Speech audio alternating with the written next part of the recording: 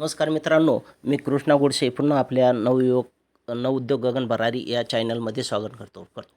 मित्रांनो, आपण होळी का साजरी जातो, होळी का पेटवतो, ते आज होळीच्या सणाबद्दल आपण या ठिकाणी होळीची कथा ऐकणार आहोत. मित्रांनो, हिरण्यकश्यप नावाचा एक राक्षस होता. त्याने कठोर तपस्या करून ब्रह्मदेवाला प्रसन्न केले होते व वरदान मिळवले. त्यानंतर हिरण्यकश्यपने पृथ्वीला पातळी नेण्याचा प्रयत्न केला.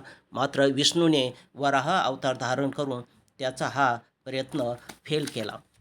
त्यामुळे हिरण्यकश्यप भडकला. त्याने आपल्या राज्यात कोणीही विष्णूचे नाव घेऊ नये, विष्णूची पूजा करू नये असा आदेश फरवला. हिरण्यकश्यप स्वतःला श्रेष्ठ समजत होता. देवताविषयी त्याला अत्यंत तिरस्कार होता.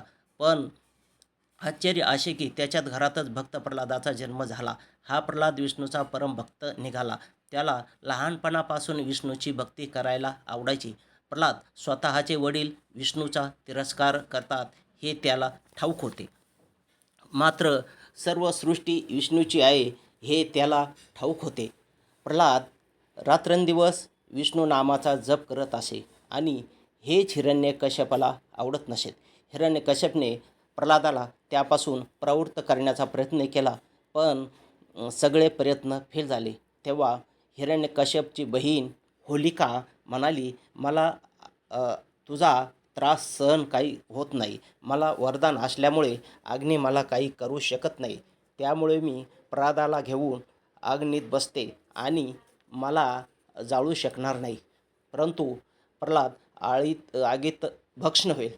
त्या हिरण्यकश्यपाला आनंद झाला व त्याने आपल्या नगरातील लोकांना वाळलेले लाकडं जमा करण्याचा आदेश दिला आणि त्यावर हिरण्यकश्यपने होलिकेला आणि भक्त प्रल्हादाला बसवले.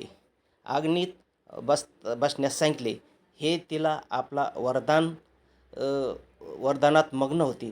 प्रल्हाद विष्णूचा परम भक्त असल्याने विष्णूला काही झाले नाही व तो विष्णूचे भजन करू लागला. त्या अग्नीत होलिकेला दाह होऊ लागला. शेवटी होलिका जळून खाक झाली. अग्नीतून प्रल्हाद सुखरूप बाहेर आला. त्यामुळे हिरण्यकश्यप प्रल्हादाला भक्तीने विष्णूने खांबातून नरसिंहाचा अवतार घेतला व त्याचा वध केला. तेव्हापासून आपल्याकडे होळीचा सण साजरा होऊ लागला. सत्याचा विजय हाच होळी सणामागचा उद्देश होता. तेव्हा आपणास समजले असेल आपण होळीचा सण का साजरा करतो.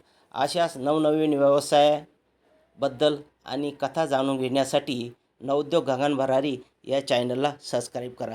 मित्रांनो, या होळीचा एकच उद्देश आहे की ते दुष्ट व्यक्तीचा त्याचा नाश झाला.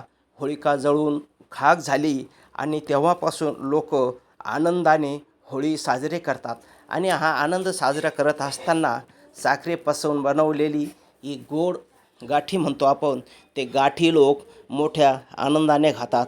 व तसेच त्यामागे पुन्हा एक हेतू आहे की गोड जेवण म्हणजेच पुरणपोळीचा स्वयंपाकसुद्धा या दिवशी केला जातो आणि लोक मोठ्या आवडीने हा सण साजरा करत असतात. हा सण गेले कित्येक वर्षापासून आपण मोठ्या आनंदाने साजरा करत असतो. प्रत्येक घराघरात हा सण मोठ्या उत्साहात साजरा होतो.